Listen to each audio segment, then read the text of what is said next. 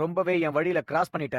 இதுவே கடைசியா இருக்கட்டும். அப்புறம் நீயே கடைசி ஆயிடுவ. இங்க பாரு போலீஸ், ஆரம்பத்துல இருந்தே நீ தான் என் வழியில குறுக்க வந்துட்டு இருக்க. அதனாலதான் அடிச்சு தள்ளிட்டு போயிட்டு இருக்கேன். இனியும் வந்த அதே தான் செய்வேன். ஏறு, இந்த பரம ஒரு காட்டாறு மாதிரி. இத பாரு, நீ என்ன வேணும்னாலும் இருந்துட்டு போ. ஆனா இனிமே இளமதிய டிஸ்டர்ப் பண்ற வேலையை வச்சுக்காத. அதுக்கப்புறம் நான் மனுஷனா இருக்க மாட்டேன். ஆமா, அவ யாரு? எனக்கு அவளுக்கு என்ன சம்மந்தம்? பாரு, உனக்கு அவ்வளோ வஸ்தின்னா கூட்டிட்டு போய் உன் வீட்டுல வச்சு பீரோல பூட்டி வச்சுக்க. ஏண்டா, ஒரு போலீஸுங்கிற மரியாதை இல்லாம ரொம்ப ஓவரா பேசிக்கிட்டு இருக்க. என்கிட்ட இருந்து மட்டும் அதை எதிர்பார்த்தா எப்படி சார்? அப்புறம் என்ன சொன்னீங்க? இளமதிய நான் டிஸ்டர்ப் பண்ண கூடாது. நானே அவளுக்கு ஏன்டா உதவி செஞ்சாலும் கடுப்புல இருக்கேன். நீங்க வேற அவளை ஞாபகப்படுத்துறீங்க. அட போங்க சார், சும்மா கடுப்பேத்திட்டு. புது வண்டி வாங்கிருக்கீங்க, அப்படியே ஒரு ரவுண்ட் அடிச்சுட்டு கீழே விடாம வீட்டுக்கு போங்க. என்ன மாப்பிள்ள இவன் இப்படி சொல்லிட்டு போறான்? ஏன்டா ஒரு மாதிரியா இருக்க? உடம்பு எதுவும் சரியில்லையா? நீங்க சொன்னதாமா சரி. கைப்புள்ள என்னாச்சு? இவன் என்ன சொல்றான்?